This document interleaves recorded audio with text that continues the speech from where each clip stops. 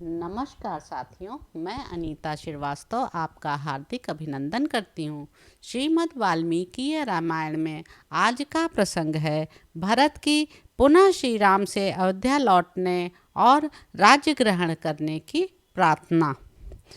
ऐसा अर्थयुक्त वचन कहकर जब श्री राम चुप हो गए, तब धर्मात्मा भरत ने मंदाकिनी के तट पर प्रजावत्सल धर्मात्मा श्री राम से यह विचित्र बात कही। शत्रुदमन रघुवीर, इस जगत में जैसे आप हैं वैसा दूसरा कौन हो सकता है। कोई भी दुख आपको व्यथित नहीं कर सकता। कितनी ही प्रिय बात क्यों ना हो, वह आपको हर्षोत्फुल्ल नहीं कर सकती। वृद्ध पुरुषों के सम्माननीय होकर भी आप उनसे संदेह की बातें पूछते हैं। जैसे मरे हुए जीव का अपने शरीर आदि से कोई संबंध नहीं रहता, उसी प्रकार जीते जी भी वह उनके संबंध से रहित है। जैसे वस्तु के अभाव में उसके प्रति राग द्वेष नहीं होता, वैसे ही उसके रहने पर भी मनुष्य को राग द्वेष से शून्य होना चाहिए। जिसे ऐसी विवेक युक्त बुद्धि प्राप्त हो गई है, उसको संताप क्यों होगा। नरेश्वर, जिसे आपके समान आत्मा और अनात्मा का ज्ञान है, वही संकट में पड़ने पर भी विषाद नहीं कर सकता। रघुनंदन, आप देवताओं की भांति सत्वगुण से संपन्न महात्मा, सत्य प्रतिज्ञ, सर्वज्ञ, सबके साक्षी और बुद्धिमान हैं। ऐसे उत्तम गुणों से युक्त और जन्म मरण के रहस्य को जानने वाले आपके पास असह्य दुख नहीं आ सकता। जब मैं परदेश में था, उस समय नीच विचार रखने वाली मेरी माता ने मेरे लिए जो पाप कर डाला वह मुझे अभीष्ट नहीं है, अतः आप उसे क्षमा करके मुझ पर प्रसन्न हों। मैं धर्म के बंधन में बंधा हूँ, इसलिए इस पाप करने वाली एवं दंडनीय माता को मैं कठोर दंड देकर मार नहीं डालता। जिनके कुल और कर्म दोनों ही शुभ थे, उन महाराज दशरथ से उत्पन्न होकर धर्म और अधर्म को जानता हुआ भी मैं मातृवध रूपी लोक निंदित कर्म कैसे करूं। महाराज, मेरे गुरु श्रेष्ठ यज्ञ कर्म करने वाले बड़े बूढ़े राजा, पिता और देवता रहे हैं और इस समय परलोकवासी हो चुके हैं, इसलिए इस भरी सभा में मैं उनकी निंदा नहीं करता हूँ। धर्मज्ञ रघुनंदन, कौन ऐसा मनुष्य है जो धर्म को जानते हुए भी स्त्री का प्रिय करने की इच्छा से ऐसा धर्म और अर्थ से हीन कुत्सित कर्म कर सकता है।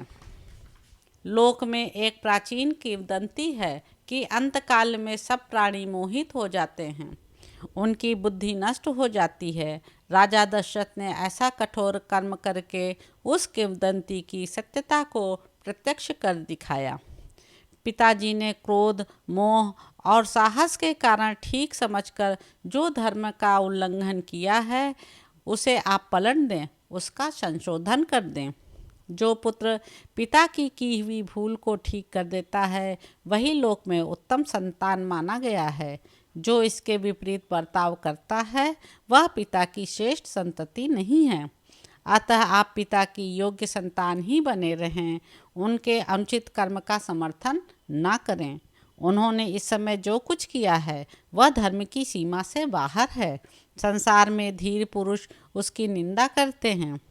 कैकेयी, मैं, पिताजी, सुहृदगण, बंधु बांधव, पूर्ववासी तथा राष्ट्र की प्रजा, इन सब की रक्षा के लिए आप मेरी प्रार्थना स्वीकार करें। कहाँ वनवास और कहाँ छात्रधम, कहाँ जटाधारण और कहाँ प्रजा का पालन, ऐसे परस्पर विरोधी कर्म आपको नहीं करने चाहिए।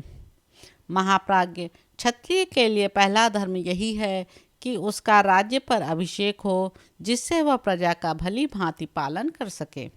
भला कौन ऐसा क्षत्रिय होगा जो प्रत्यक्ष सुख के साधनभूत प्रजा पालन रूप धर्म का परित्याग करके संशय में स्थित सुख के लक्षण से रहित भविष्य में फल देने वाले अनिश्चित धर्म का आचरण करेगा। यदि आप क्लेश साध्य धर्म का ही आचरण करना चाहते हैं, तो धर्मानुसार चारों वर्णों का पालन करते हुए ही कष्ट उठाइए।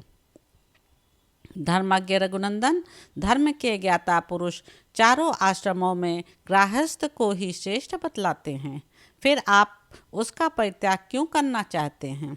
मैं शास्त्र ज्ञान और जन्मजात अवस्था दोनों ही दृष्टियों से आपकी अपेक्षा बालक हूँ, फिर आपके रहते हुए मैं वसुधा का पालन कैसे करूँगा?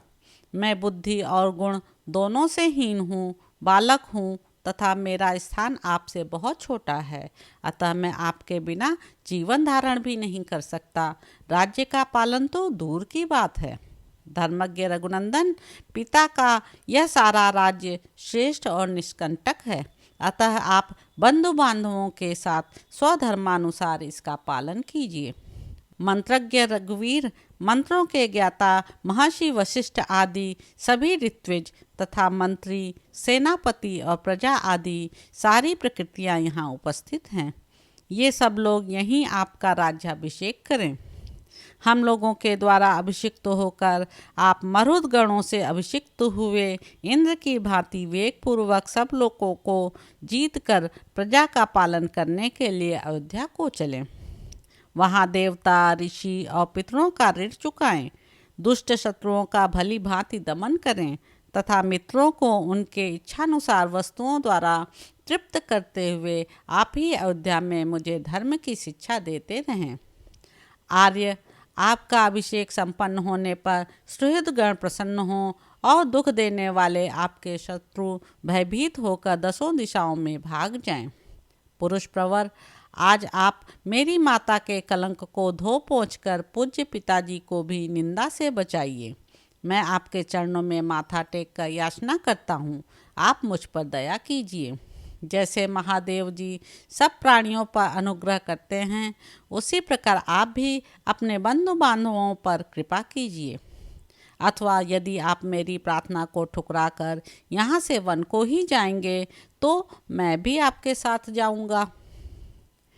ग्लानि में पड़े हुए भरत ने मनो अभिराम राजा श्री राम को उनके चरणों में माथा टेक कर प्रसन्न करने की चेष्टा की, तथापि उन सत्वगुण संपन्न रघुनाथ जी ने पिता की आज्ञा में ही दृढ़ता पूर्वक स्थित रहकर अयोध्या जाने का विचार नहीं किया। श्री रामचंद्र जी की वह अद्भुत दृढ़ता देखकर सब लोग एक ही साथ दुखी भी हुए और हर्ष को भी प्राप्त हुए। वे अयोध्या नहीं जा रहे हैं यह सोचकर वे दुखी हुए और प्रतिज्ञा पालन में उनकी दृढ़ता देखकर उन्हें हर्ष हुआ।